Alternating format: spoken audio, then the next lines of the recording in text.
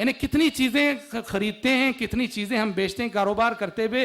तो हम जो पैसा हमारे हाथों में आता है, जो नोट हमारे हाथ में आती है, जरा सोचिए कि जिस नोट को हम सामने वाले से ले रहे हैं और जिस सिक्के को हम सामने वाले से ले रहे हैं, थोड़ी देर के लिए सोचिए कि ये नोट कैसे कैसे लोगों के हाथ से होकर नहीं आई होगी।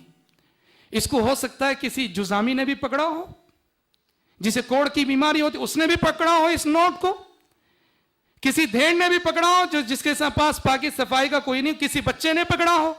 कितनी नजासतें इस नोट में रहती हैं और कितनी नजासत इस सिक्के में होती है। जरा सोचिए, हम बस चढ़ते हैं और बसों में जो है हम बस की किसी सुतून वगैरह को, हम पाइप वगैरह को थामते हैं। जरा सोचिए कैसे कैसे लोगों ने इस पाइप को नहीं पकड़ा होगा। जब हम पकड़ते हैं तो कैसी नजासत इसमें नहीं लगती। अगर हम हाथ धोए बगैर उसी से कोई चीज खाते हैं तो उसके जरिए से ये नजासत हमारे पेट में जाती है और बहुत सारे अमराज का सबब बनती है।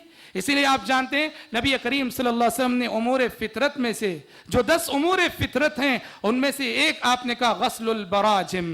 गस्लुल बराजिम, उंगलियों के जो जोड़ हैं, हाथ की उंगलियों के, उनको धोना नबी करीम सल्लल्लाहु अलैहि वसल्लम ने फितरत का अहम तरीन तकाजा करार दिया। बसा औक़ात हम सोचते हैं कि इतनी छोटी सी बात, हाथ को धोना, हाथ की उंगलियों के जो जोड़ हैं इनको धोना, अल्लाह के नबी इसको इतनी अहमियत क्यों दे रहे हैं कि इसको आपने उमूर फितरत में से करार दिया। क्यों?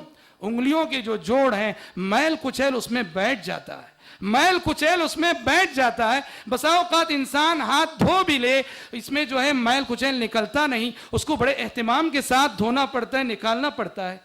तो हमने सुना है, अमेरिका में डॉक्टर हुसैन साहब रहते थे, वो आए तो उन्होंने बताया कि इस वक्त अमेरिका वगैरह में डॉक्टरों का ये रिसर्च है, ये तहकीक है कि अमराज का अहम तरीन सबब ये है कि इंसान अपने हाथों से, अपने नजिस और गंदे हाथों से बहुत सारी चीज़ें खाते हैं, नतीजे में ग़िज़ा के रास्ते से नजासत इंसान के पेट में जाती है, बहुत सारे अमराज का सबब बनती है। इसीलिए अमेरिका में जा बजा गाड़ियों पर, दीवारों पर स्टिकर्स लगे रहते हैं, लोगों अपने हाथ साफ रखो, अपने हाथ साफ रखो।